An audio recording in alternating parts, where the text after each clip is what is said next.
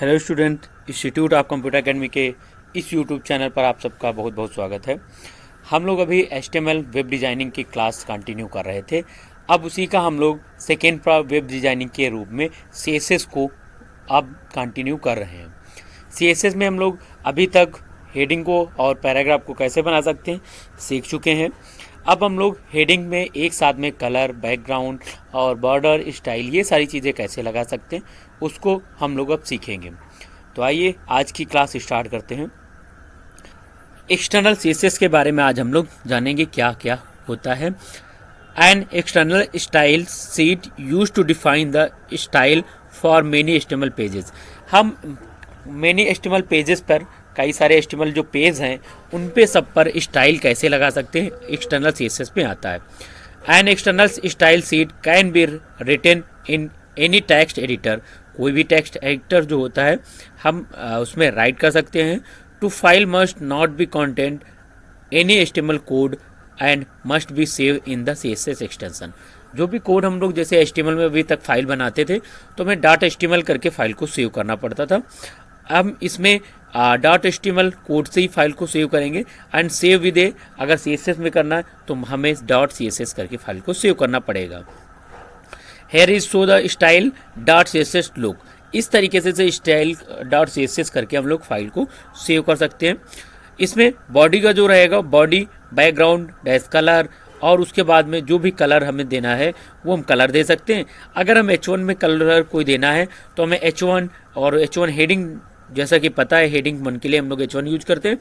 उसके बाद उसका कलर हेडिंग का, अगर पैराग्राफ का कलर देना है तो P करके हम ब्रैकेट में कलर सेमीकोलन करके कलर का नाम दे देंगे और उसके बाद इसको बंद करेंगे सेमीकोलन से। हम इसे बंद भी करना कंपलसरी है। उसके बाद हम लोग आज सीखेंगे CSS फॉन्ट। CSS में फॉन्ट क्या क्या होता है। The CSS colour property define the text colour to be used. Colour की जो प्रॉपर्टी होती है वो डिफाइन करती है टेक्स्ट कलर जो हम लोग यूज करते हैं। The CSS font family, font family में प्रॉपर्टी डिफाइन, CSS की जो फॉन्ट फैमिली होती है वो डिफाइन करती है फॉन्ट टू बी यूज, कौन सा हम फॉन्ट यूज कर रहे हैं, कौन सी लैंग्वेज यूज कर रहे हैं। और CSS फॉन्ट प्रॉपर्टी डिफाइन करती है text size to be use, और हम साइज कितना साइज यूज कर रहे हैं वो भी इसी में CSS फॉन्ट में डिफाइन करता है। तो CSS फॉन्ट में मोटी मोटी चीज़ें हैं, टेक्स्ट साइज और उसके बाद फॉन्ट, कौन सा फॉन्ट यूज कर रहे हैं और कौन सा कलर। तीन चीज़ें यहाँ से निकल के आती हैं। CSS फॉन्ट में हम कलर ऐड कर सकते हैं, फॉन्ट ऐड कर सकते हैं और टेक्स्ट यूज कर सकते हैं। इन सारी चीज़ों को हम CSS में ऐड कर सकते हैं CSS फॉन्ट से। आज की अब हम इनको यूज करके देखते हैं कि हम किस तरीके से इनका यूज कर सकते हैं। तो उसके लिए हम अपना नोटपैड ओपन कर लेंगे। नोटपैड ओपन करने के बाद में जिस तरीके से हर बार हम लोग अपनी फाइल में सबसे पहले यहाँ पे डालते हैं HTML, हमने HTML डाल दिया।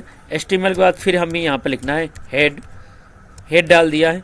और उसके बाद में CSS में जिस तरीके से हम पिछली फाइल में हमने डाला था स्टाइल, उसी टाइप से यहाँ पे भी हमने स्टाइल डाल दिया, शुरुआत कर दी। यहाँ पे लिख देंगे स्टाइल सबसे पहले HTML और हेड के बाद में हम लोग यहाँ पर स्टाइल डालेंगे। स्टाइल डालने के बाद अब हम इंटर करेंगे। इंटर करने के बाद में हमने यहाँ पर ले लिया एक H1 डाल दिया। H1 को डिफाइन करना है, हमने कहाँ ब्रैकेट ओपन कर लिया। ब्रैकेट ओपन करने के बाद हमने इंटर कर दिया है। इंटर करने के बाद में अब हमें यहाँ पर डालना है कलर। तो जो भी कलर हमें डालना है वो हम यहाँ पर डाल सकते हैं। यहाँ पर हमने लिख दिया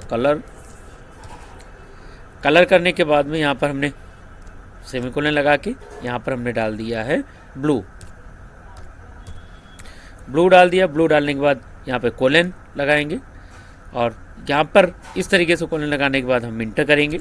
इंटर करने के बाद फिर हम डालेंगे फॉन्ट डालने के बाद जैसा कि हम लोग अभी देख रहे थे फॉन्ट डैश करेंगे। उसके बाद हम लोग लिखेंगे यहाँ पर फैमिली, FAMILY फैमिली लिखेंगे, फिर सेमीकोलन लगाएंगे। अब इसमें से कौन से फॉन्ट फैमिली में कौन सी लैंग्वेज लगानी, जैसे कूपर है, टाइम्स न्यू रोमन है, वर्दाना है, कई सारी ये लैंग्वेजेस होती हैं। इनमें से कोई भी लैंग्वेज हम यहाँ पर यूज कर सकते हैं। तो हमने यहाँ पर डाल दिया वर्दाना, ये एक लैंग्वेज है। ये हमें चेक करके देख लेना है। अगर हमें नहीं पता तो हम वहाँ से कॉपी भी कर सकते हैं। इस तरीके से डालने के बाद हमने यहाँ पर क्लोज कर दिया। क्लोज करने के बाद फिर हमने इंटर किया और यहाँ पर डालेंगे फॉन्ट। फॉन्ट डालने के बाद फिर डैश किया और उसके बाद साइज़ डालने के बाद सेमीकोलन लगा दिया। अब यहाँ पर हमें जितना भी साइज़ यहाँ पर देना है वो हम यहाँ पर दे देंगे। हमने साइज़ भी यहाँ पर दे दिया 300%, जो साइज़ होगा फॉन्ट का 300% साइज़ आएगा। डालने के बाद परसेंट लगाने के बाद हमने इसको भी क्लोज कर दिया। अब क्लोज करने के बाद फिर इंटर किया। इंटर करने के बाद ब्रैकेट को क्लोज कर दिया। H1 हमारा यहाँ पर हमने H1 को डिफाइन कर दिया है। फॉन्ट कलर, फॉन्ट फैमिली और फॉन्ट साइज़, ये तीनों चीज़ें यहाँ पर हमने डिफाइन कर दी है। इसके बाद सेकेंड जो हमने डिफाइन करेंगे पैराग्राफ को। पैराग्राफ को डिफाइन करने के लिए हमने P लिख दिया, ब्रैकेट को ओपन कर लिया, फिर हमने इंटर कर दिया। इंटर करने के बाद हमने यहाँ पर लिख दिया कलर डाल दिया। कलर डालने के बाद में यहाँ पर सेमीकोलन और उसके बाद हमने यहाँ पर लिख दिया रेड डालने के बाद यहाँ पर इसको क्लोज कर दिया। अब यहाँ पर मैंने इसे बंद कर दिया रेड को। फिर से फॉन्ट हम जो है पैराग्राफ का फॉन्ट जो रखना है वो कौन सा रखना है, तो हमने यहाँ पर डाल दिया फॉन्ट डालने के बाद डैश करके हमने फैमिली यहाँ पर डाल दिया।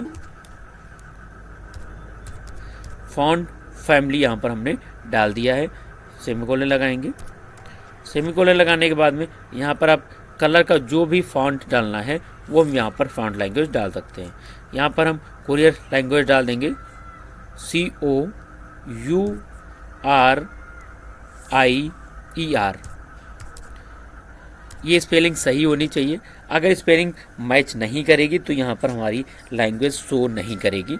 इसलिए इसे हमें अगर नहीं पता है, नहीं आता, तो हम यहाँ पे पहले से कॉपी कर लेंगे या देख लेंगे, तो उसके बाद यहाँ पर लैंग्वेज डालेंगे। अब यहाँ पर इसको हमने क्लोज कर दिया। क्लोज करने के बाद फिर इंटर किया। अब यहाँ पर हमने फॉन्ट साइज़ देना है, तो हमने यहाँ पर लिख दिया फॉन्ट साइज डालने के बाद हमने इक्वल कर दिया।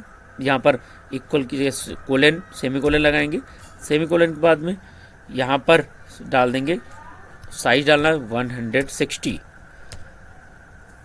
और इसको हमने परसेंटेज में ऐड कर दिया और यहाँ पर हमने क्लोज कर दिया। इसे क्लोज करने के बाद में फिर हमने इंटर किया। इंटर करने के बाद में अब ब्रैकेट को भी क्लोज कर देंगे। ब्रैकेट को क्लोज करने के बाद इंटर करेंगे। अब हम यहाँ पर स्टाइल को बंद कर देंगे। सबसे पहले हमने यहाँ पर स्लैश लगा के स्टाइल को बंद कर दिया। स्टाइल बंद करने के बाद ब्रैकेट को क्लोज कर दिया। अब हमारा ऊपर जो भी चीज़ें ओपन है उनको भी हम यहीं पे क्लोज कर देंगे। तो सबसे पहले हमने यहाँ पर हेड को ओपन किया था, तो हमने यहाँ पर हेड को भी क्लोज कर दिया।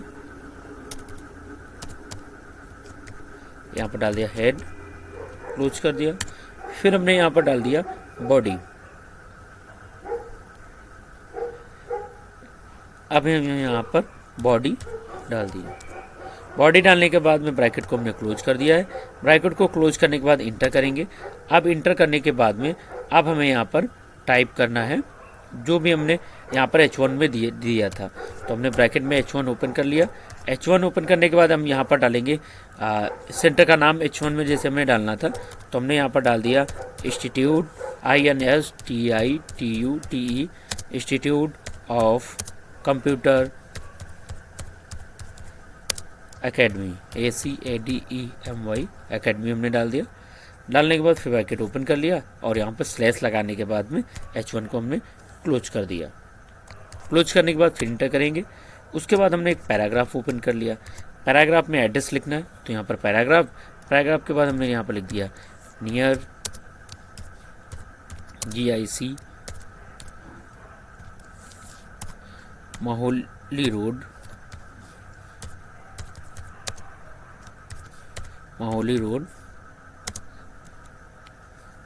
बिहटगौर। ये एड्रेस डालने के बाद में हमने ब्रैकेट को ओपन कर लिया। अब यहाँ पर स्लैश लगा के हमने पैराग्राफ को भी क्लोज कर दिया। पैराग्राफ को क्लोज करने के बाद अब हम फाइल को सेव कर लेंगे। अपनी फाइल को Ctrl+S किया या फिर फाइल में जाने के बाद में फाइल को सेव करेंगे। सेव करने के बाद अब यहाँ पर हमारा जो डाटा दिखाई दे रहा है, दिस PC दिया, यहाँ पर हमने क्लिक किया। क्लिक करने के बाद में हमें अगर डेस्कटॉप पे चाहिए तो डेस्कटॉप पे हमने क्लिक कर दिया है। क्लिक करने अब हम यहाँ पर फाइल का नाम जो भी देना है वो यहाँ पर दे सकते हैं। तो हमने यहाँ पर डाल दिया font.html हमने font.html के नाम से डेस्कटॉप पे फाइल को सेव कर दिया, इंटर कर दिया।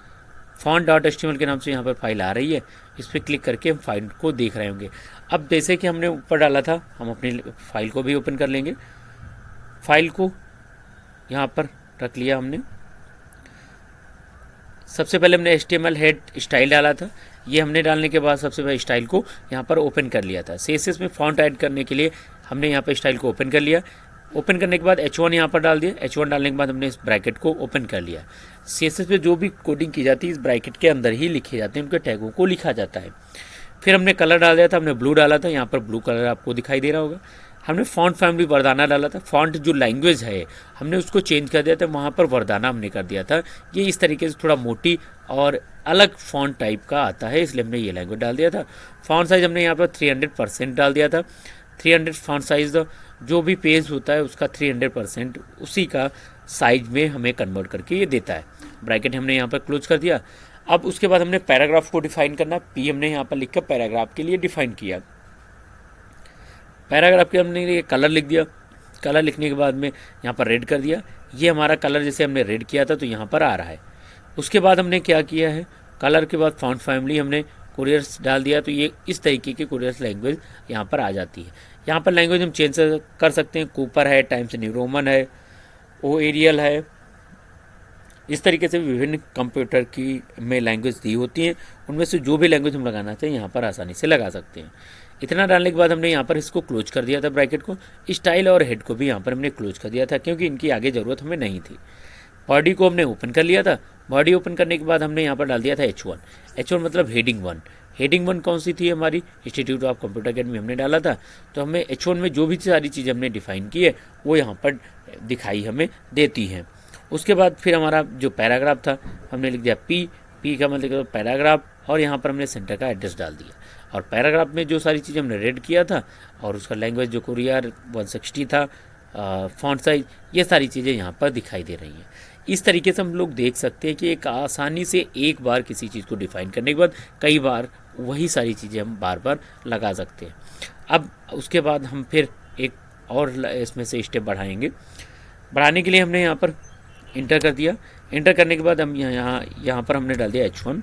H1 के डालने के बाद हमने यहाँ पर लिख दिया part of the computer. Part of the computer.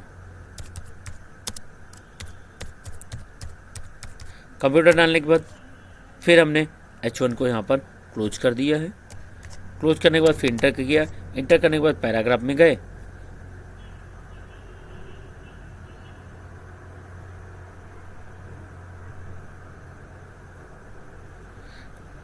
यहाँ पे पैराग्राफ को ओपन किया। पैराग्राफ ओपन करने के बाद हमने यहाँ पर पार्ट कंप्यूटर के यहाँ पर डाल दिए। तो सबसे पहले हमने यहाँ पर डाल दिया CPU।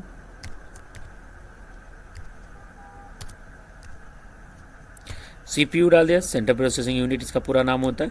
उसके बाद हमने BR टैग का यूज किया, ब्रेक कर दिया। फिर हमने डाल दिया है माउस।